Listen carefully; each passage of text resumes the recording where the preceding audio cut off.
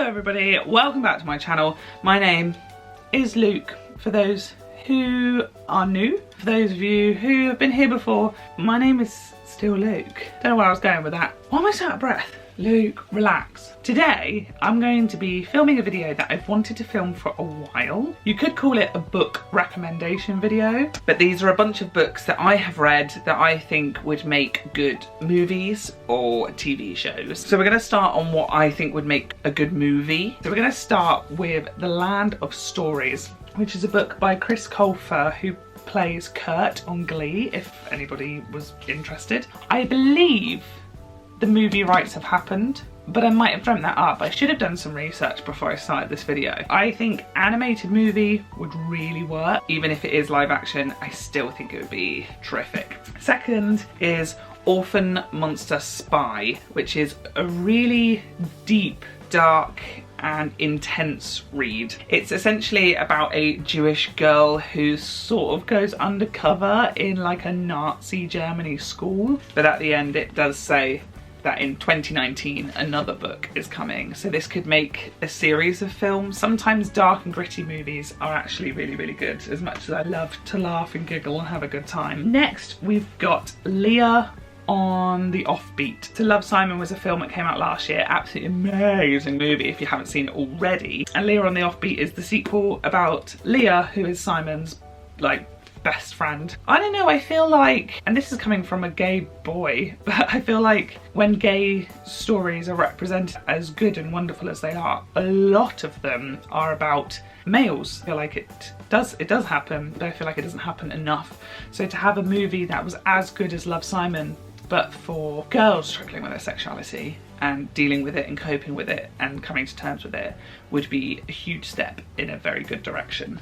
Next, which would be like a horror film, we've got Frozen Charlotte. Phenomenal book. There is also a well, it's not a sequel actually, it's a prequel. If there were movies, would be two of my very favourite movies ever, because they are two of my very favourite books ever. Oh, click the back. The next one I have for a movie is very slightly shady because it's technically already been a film, and that's Allegiant, which is the third part of the Divergent stories. All of them were made into films, but when it got to Allegiant, decided to do that typical thing where they split it into two films. Allegiant movie flopped so hard that the second half is just never coming. I think the Allegiant film that was made should be retconned, like completely forgotten. They should try again and not split it into two halves. Not much actually happens. So to split it into two films was a disaster from the get-go. I'm not gonna lie, like this last chunk of the book is phenomenal, but it ends on such a high.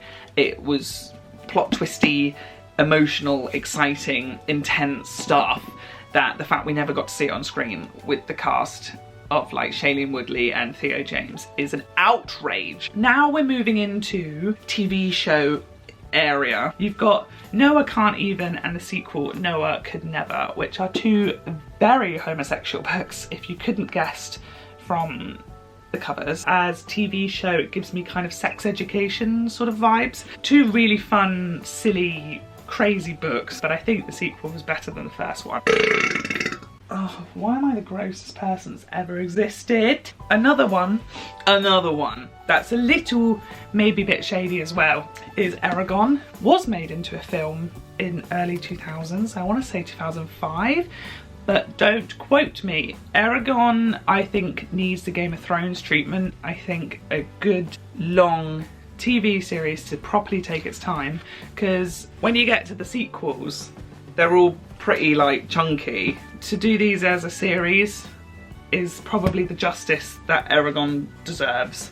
I think it deserves the Game of Thrones treatment, and by that I mean a high budget, epic blockbuster TV show. For Game of Thrones fans, as Game of Thrones is coming to an end, it would be something to fill their void. Then we move on to the Gone series, which would make a really good Netflix series, I think. Like basically all the adults in the world disappear and all the kids have to fend for themselves, and they realise that they're stuck in like a dome and they can't get out for however long and for whatever reasons. But on top of that, things start to go a little bit crazy and some of the kids gain powers, some of the kids start to die. It becomes very dark and gruesome very, very quickly. But I think it's a TV show I can certainly get behind. And last, but by no means least, I put it last because you're all gonna hate me for it, because it's a phenomenal book series and it's also got a phenomenal following for a series of movies,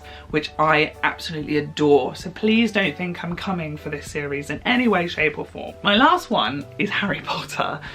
And the only reason I say it is kind of what I said for Eragon. There's so much happens in them, not so much this one, but more the sequels. They're so chunky, they're so thick. So for Harry Potter to get a good Netflix version where every single detail from the books can go into the series would be a dream come true. Please don't take this as me shitting on the films, because I love the films. You can take that as a book recommendations video, because I would recommend reading all those books. You can also take it as what it is, which is these are books that should have movies or TV shows made of them by now. Yeah, some of these books deserve to become movies and TV shows, because I feel we do live in a world where binging a TV show or going to watch a movie is more mainstream than reading. So a lot of these books I think deserve the on-screen treatment so people actually know that they exist. Leave a comment down below if there's any books that one, I need to read, or two, need to be made into a film. Leave comments down below if you agreed with what I've said, if you've read any of these books. Leave a comment down below if you disagree with me and you think I'm being absolutely ridiculous. And subscribe if you haven't already. Click the bell to get notified every time I upload a stupid video. So long, farewell, Auf Wiedersehen, good night. Now I've got to put all these back on my shelf.